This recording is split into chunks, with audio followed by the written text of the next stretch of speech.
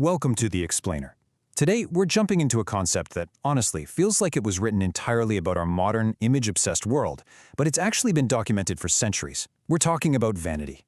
The absolute obsession with our outer appearance, and how wildly easy it is to just get completely consumed by it. So get comfortable and really take in what we're about to unpack today. We're going to map out the very structure of our lives, tracing a journey from childhood play all the way to our final days, and take a hard look at the illusions we chase along the way. So, let's jump right in. I have a question for you, and I want you to be totally honest. What do you really see when you look in the mirror?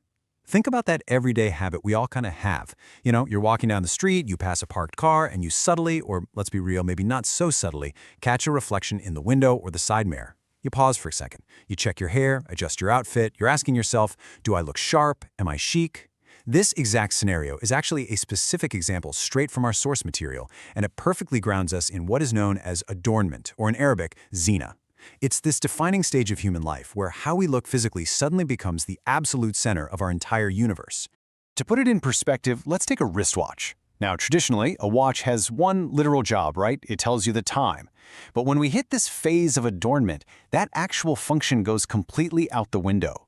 Our priority shifts entirely to one single question: does it look beautiful? The source makes this brilliant point that suddenly, it doesn't even matter if the watch is actually ticking or broken, as long as it looks elegant, sparkles, and elevates your social status. It's a complete shift. We abandon practical function for pure, unadulterated aesthetic vanity. Okay, let's zoom out for a second and look at the bigger picture. The source material outlines 5 natural stages of human life, basically charting our whole trajectory of worldly distraction. Phase 1 is childhood, which is all about play, just running around with pure, unfiltered energy. Then we hit Phase 2 in our youth, amusement. This is where simple play just isn't enough anymore, and we start seeking out more stimulating but ultimately kind of useless entertainments. Then comes Phase 3, adornment. This is exactly where those car mirrors and broken, flashy watches come into play. We get utterly obsessed with our image. After that, it evolves into Phase 4, boasting. Bragging about our degrees, our titles, our jobs. And finally, Phase 5 in our later years, the multiplication of wealth and family, where we're essentially just competing for more. So you can see, adornment is really just one very specific, carefully mapped out rung on this ladder of distractions. But here is where things take a bit of a melancholic turn. What ultimately happens to all of this worldly adornment? All those hours spent checking our reflections, curating the perfect outfit, and buying accessories that literally do nothing but look pretty. To answer that, the source text gives us this incredibly profound parable. It basically challenges us to look right past that superficial outer beauty we curate so obsessively and confront the very unavoidable, stark inner reality of our physical existence. The parable goes like this. Step 1.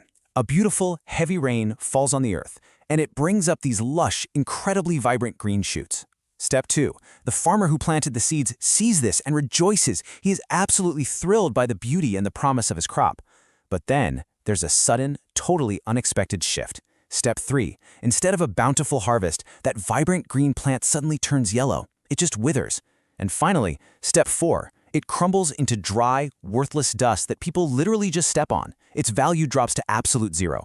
The lesson here is that no matter how much time we spend adorning ourselves, our physical beauty, just like that green plant, is inevitably going to turn yellow, wither, and eventually turn to dust. Now, how does this ancient parable map onto us today? Well, the explainer connects it directly to our modern mirages. Because we get so trapped in amusement and adornment, we end up wasting our incredibly short lives. I mean, think about it. Spending 10 hours a day just staring at our phones, endlessly scrolling through YouTube and Facebook, sitting idly in cafes, technically doing nothing, and, perhaps most destructively of all, gossiping and backbiting. Actually, the source provides a really visceral, almost shocking comparison here. It describes gossiping behind someone's back as being equivalent to eating the flesh of your dead brother.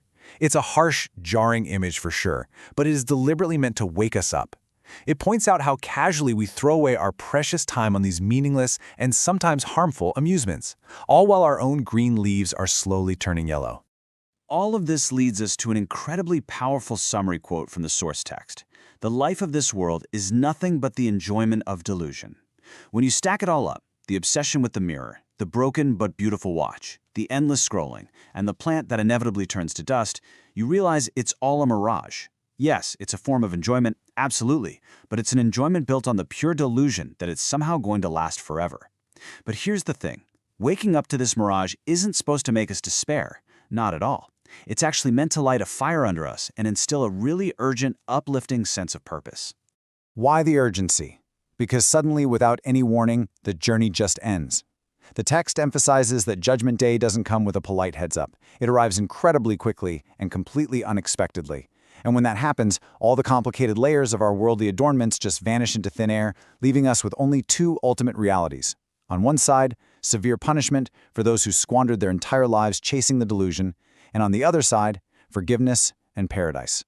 In a split second, the focus shifts entirely away from the mirage and shines a glaring spotlight on the truth. So what do we actually do with this? What is the actionable takeaway? Well, the text tells us to race, not to casually stroll, but to eagerly, desperately race toward forgiveness. Because the reward waiting on the other side is a paradise that is described as being as vast as the heavens and the earth combined. That is mind-boggling. But the crucial detail from our source is this. This immense reward is specifically prepared for the people who truly understand the reality of life. It is for those who recognize that life is a very short, fleeting journey that ends abruptly, rather than those who just let themselves get totally lost in the superficial distractions of cafes, endless scrolling, and physical adornment. Which leads us with one final, deeply important question to think about as we wrap up this explainer. Are you chasing the mirage, or are you racing toward the truth? Honestly, when the beautiful watch finally stops ticking, when the mirror no longer reflects youth, and when those green leaves inevitably turn to dust, what will you have raced toward? Thank you so much for joining me to break down these really profound concepts today. Keep learning, keep asking the big questions, and I will catch you in the next explainer.